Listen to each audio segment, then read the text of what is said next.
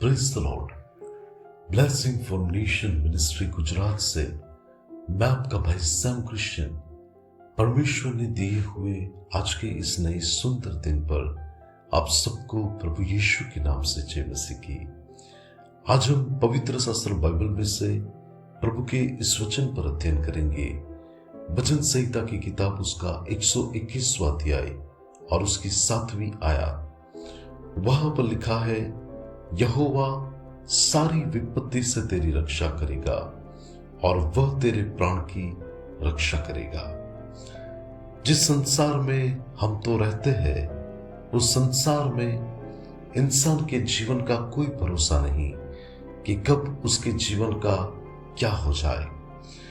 और बाइबल ऐसा कहती है, यूहन्ना 10 और 10 में, शत्रु शैतान जो है वो चोरी करने, मारने और घात करने के अलावा और किसी मतलब से नहीं आता। यानी कि परमेश्वर के जो बच्चे हैं उनके ऊपर उनको हानि पहुंचाने के लिए, उनका घात करने के लिए वो हमेशा से ही प्रयास करता आया है और वो आज भी प्रयास कर रहा है। लेकिन मुझे और आपको ऐसी कोई भी बातों से घबराने की जरूरत नहीं है। यशाया 41 और उसकी 10वीं आयत में परमेश्वर का वचन हमसे कहता है कि तू डर मत, क्योंकि मैं तेरे संग हूं। क्या हमारा सर्वशक्तिमान परमेश्वर हमारे संग है, तो फिर हमें किस बात से डरना है, हमें किस बात से घबराना है। परमेश्वर तो आज भी अपने वचन से कहता है कि यहोवा सारी विपत्ति से तेरी रक्षा करेगा और वह तेरे प्राण की रक्षा करेगा।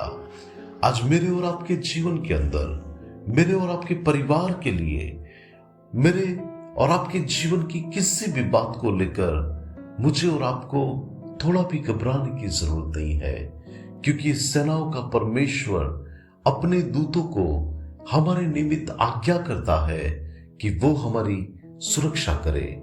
बाइबल में आप देखिए तो दानियल एक धर्मी मनुष्य था जिससे स्वर्ग प्रसन्न था, और वो मनुष्य को फंसाने के लिए, उसको मार डालने के लिए कैसे भी करके एक ऐसी बुरी योजना में उसको शेरों की मांद में डाल दिया गया, जहां पर कई दिनों से भूखे शेर पड़े थे।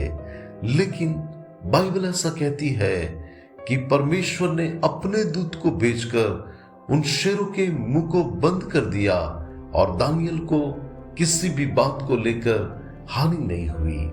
उसके 3 दोस्त शाद्रक, मेशक और अबेदनगो को अपनी धार्मिकता को लेकर अग्नि की भट्टी में डाल दिया गया। लेकिन बाइबल ऐसा कहती है परमेश्वर ने अग्नि की सामर्थ को भी वहां पर निष्फल कर दिया और प्रभु ने उनको किसी भी बात को लेकर हानि नहीं होने दी।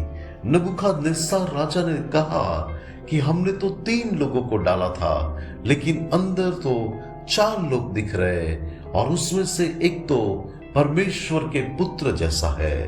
आज मैं आपको कहूंगा, वही परमेश्वर का पुत्र जिसने मत्ती 28 के अंदर मुझे और आपको कहा है कि संसार के अंत तक मैं तुम्हारे साथ हूं, वो परमेश्वर ने कहा मैं तुम्हें कभी अनाथ नहीं छोड़ूंगा।